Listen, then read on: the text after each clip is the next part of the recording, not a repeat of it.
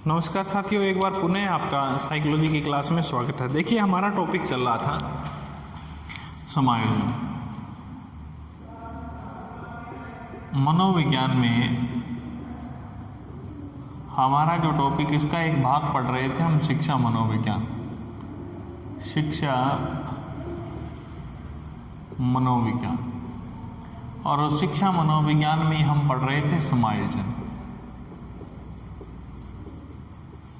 देखिए, समायोजन के बारे में हमने पढ़ा। हमारी परिभाषा थी एक कि व्यक्ति की, उस परिभाषा को मैं दोबारा से समझाने के लिए लिख रहा हूँ। हमारी एक परिभाषा थी कि व्यक्ति की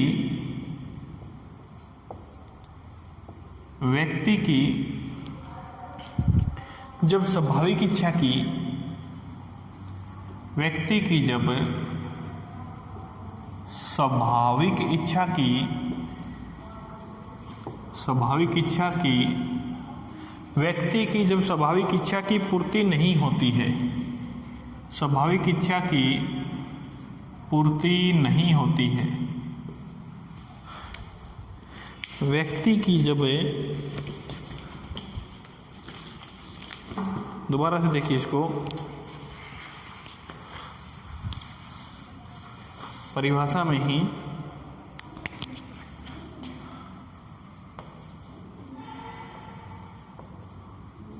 इसकी एक परिभाषा देखिए कि व्यक्ति की जब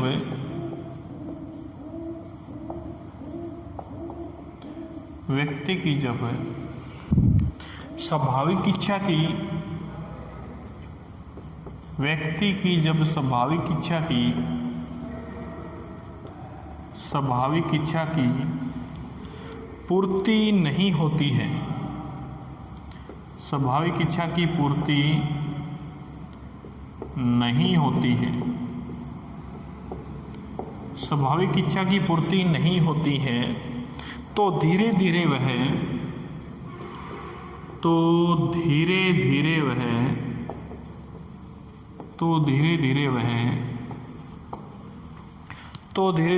इस अप्रिय स्थिति से,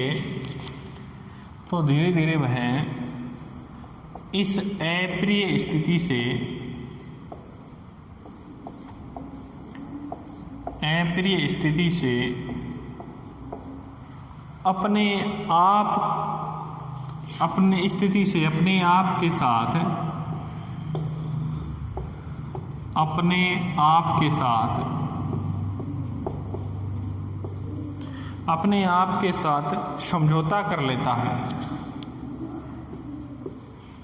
अपने आप के साथ समझौता कर लेता है, और इसी समझौते की स्थिति को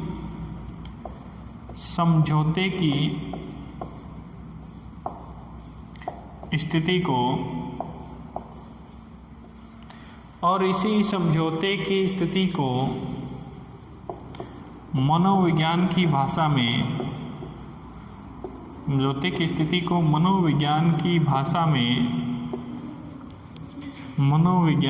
भाषा में समायोजन कहा जाता है।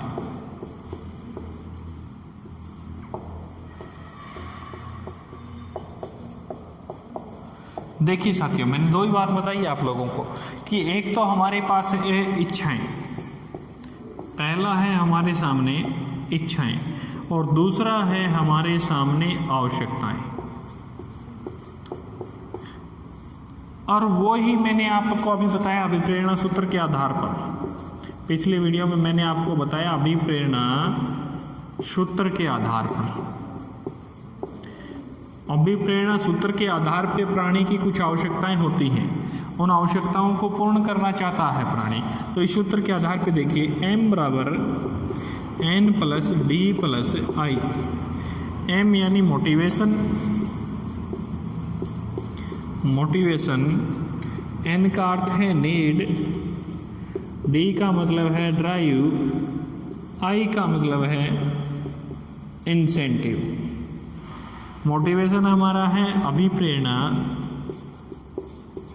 हिंदी में अगर इनको देखें तो नीड हमारी है आवश्यकता और ड्राइव हमारा है चालक और इंसेंटिव है हमारा प्रोत्साहन। ये चीजें रखी जाती हैं साथियों।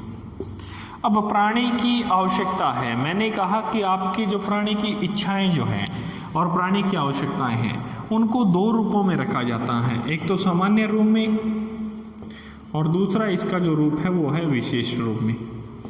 इन दो रूपों में रखा जाता है कि कुछ तो सामान्य इच्छाएं होती हैं, कुछ सामान्य आवश्यकताएं होती हैं जिनसे प्राणी समझौता करने के पश्चात अपने आप को पीड़ादायक या दुखदायक महसूस नहीं करता।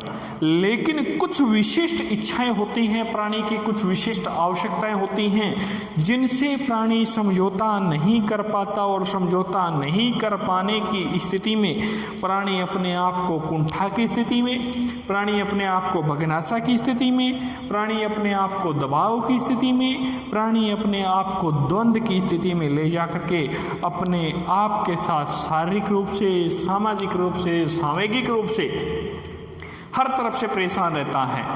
दूसरे शब्दों में मैं कहूँ कि प्राणी के व्यवहार और वातावरण से अगर हम जोड़ें उसमें देखिए दो चीज़ें हैं, मैंने आपको दो नाम बताए। एक तो हमारे सामने है समायोजन, समायोजन जिसे हम कहते हैं एडजस्टमेंट। दूसरा है हमारे सामने कुसमायोजन, दूसरा हमारे सामने है उसका नाम है कुसमायोजन जिसे कहते हैं माल एडजस्टमेंट। समायोजन और कुसमायोजन दो चीजें हैं। अब मैं आपको अपनी भाषा में अगर बुक की भाषा से हटा करके बताऊं, देखिए ये चीज़ तो हो ही गई हमारे सामने, इसको याद रखना जरूरी है क्योंकि ये अभिप्रेरणा जो है वो भी जगती है सकारात्मक रूप में और नकारात्मक रूप में। देखिए मैं यहाँ पे लिख देता हूँ दोबारा से अभिप्रेरणा के स्वरूप को। अभिप्रेरणा सूत्र के आधार पे हम अगर चलें, सूत्र एवं चक्र के आधार पे, तो m बराबर n प्लस डी प्लस आई, ये तो हो ही गया। m मोटिवेशन,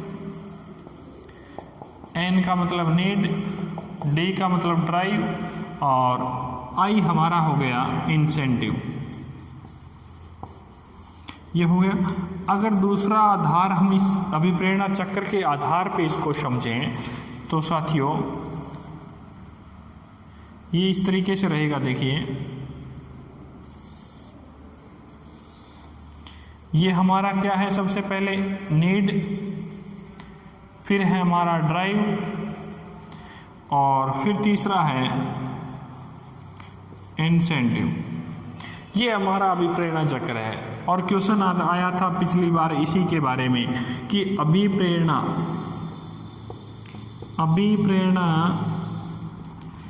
चक्र का जनक जेपी डिस्को को कहा जाता है। किसको कहा जाता है साथियों? अभिप्रेरणा चक्र का जो जनक है वो जेपी डिस्को को कहा जाता है। अब ये तो बात हो गई सामान्य कि मैंने कहा कि जब व्यक्ति की स्वाभाविक इच्छा, मैंने दो ही शब्द लिखे हैं, एक इच्छा, स्वाभाविक इच्छा व आवश्यकता की, यहाँ एक आवश्यकता शब्द और जोड़ूंगा, इच्छा व आवश्यकता की। इन दोनों शब्दों के बारे में मैंने आपको यहाँ बताया कि प्राणी की एक तो होती है इच्छाएं जो कभी समाप्त नहीं होती, दूसरी होती हैं आवश्यकताएं, और जब इन्हें आवश्यकताओं की पूर्ति नहीं होती तो प्राणी किसमें चला जाता है? कुसमायोजन का शिकार हो जाता है। उस कुसमायोजन, मैं सामान्य अर्थों में आपको कहूँ, सामान्य अर्थ में देखिए, सामान्य अर्थ में कहा जा सकता है कि व्यक्ति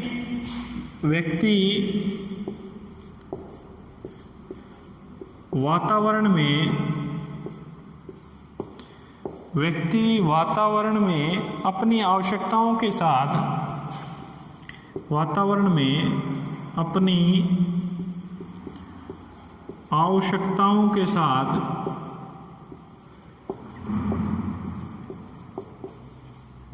सामान्य शब्दों में कहा जा सकता है कि व्यक्ति वातावरण में अपनी आवश्यकताओं के साथ तालमेल बैठाता है आवश्यकताओं के साथ तालमेल बैठाता है,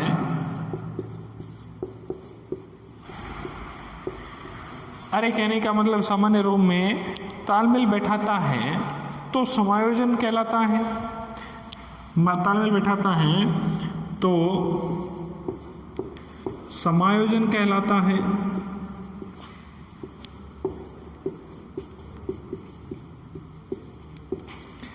और यदि समायोजन नहीं बैठा पाता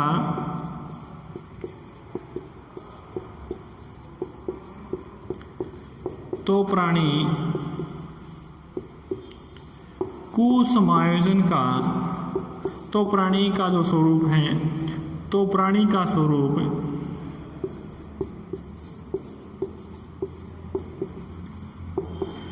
कुसमायोजन कहलाता है।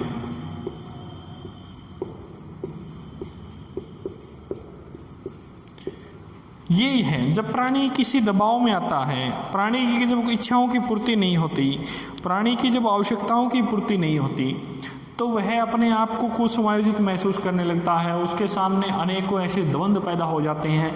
वो ये सोचता है कि पूरी की पूरी कोई भी स्थिति है, कोई भी व्यवहार है, प्राणी का उस वातावरण में, जिस वातावरण में वो निवास कर रहा है, वो ये सोचता है कि सारी की सारी चीज़ें तेरे विरुद्ध हैं, तेरे साथ एक भी नहीं है। हो सकता है कि वो एक प्राणी का अगर सरदर्द कर रहा हो तो वो शारीरिक रूप से कुसमायोजित है।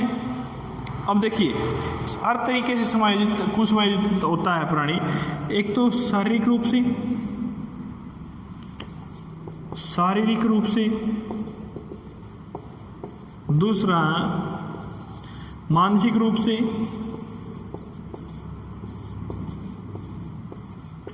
तीसरा सांवेगिक रूप से, और चौथा सामाजिक रूप से। चलो मैं आपको ये बता देता हूं एक बार। शारीरिक रूप से कुसमायोजित प्राणी कि प्राणी के शरीर की किसी न किसी प्रकार की बीमारी से, किसी न किसी प्रकार की कोई पीड़ा से जब प्राणी ग्रसित होता है तो वो शारीरिक रूप से कुसमायोजित प्राणी कहलाता है। अब जैसे मान के चलिए कोई एक्सीडेंट हो गया तो पाँव के चोट लग गई, और जैसे ही चोट लगी तो आप ये मान के चलिए कि वो जो प्राणी था वो शारीरिक रूप से क्या हो गया, कुसमायोजित हो गया। उसके बाद में मानसिक रूप से, अब जो प्राणी है उसके मस्तिष्क में कुछ ऐसी बातें हैं, बहुत बार ऐसे विचार आते हैं जो किसी के साथ हम साझा नहीं कर सकते साथियों। बहुत बार ऐसे विचार आते हैं और उन विचारों को जैसे ही हम सुनते हैं तो हमारे मन में, देखिए कुछ चीज़ें ऐसी होती हैं जो हमारे मस्तिष्क में होती हैं और हमें परेशान करती रहती हैं, वो हमें ही परेशान करती रहती हैं। हम वो चीज़ें ना तो किसी के साथ साझा कर सकते हैं। सुख और दुख दोनों ऐसी घड़ी हैं साथियों। कुछ ऐसे सुख भी होते हैं जो किसी को नहीं बताए जा सकते, लेकिन कुछ दुख भी ऐसे होते हैं जो किसी को नहीं बताए जा सकते। मैं आपको एक एग्जाम्पल किशोरावस्था में विषम लिंगीय प्रेम का बताता हूँ। इस अवस्था में कि किशोरावस्था में जो विषम लिंगीय प्रेम होता है, विषम लिंगीय प्रेम में जो महिला मित्र और पुरुष मित्र होते हैं वो आपस में दोनों की जो मित्रता बनती है साथियों, तो वो उनके खुशी का जो कोई ठिकाना नहीं होता, और खुशी का ठिकाना नहीं होता वो किसी के साथ समायोजित, किसी के साथ अपनी बात को शेयर करना पसंद नहीं करते। उसके बाद दूसरी बात मैं कहूँ कि विषमलिंगीय प्रेम के अंदर कि दूसरा जो स्वरूप रहता है वो दूसरा स्वरूप ये रहता है कि जब उनका वो आजकल वो क्या कहते हैं, जब दोनों का एक तो मिलन समारोह, दूसरा बिछड़ने का जो इंग्लिश में कुछ और ही नाम कहते हैं उसको, वो जब होता है तो वो भी एक ऐसा दुख होता है कि वो किसी के साथ साझा नहीं कर सकता।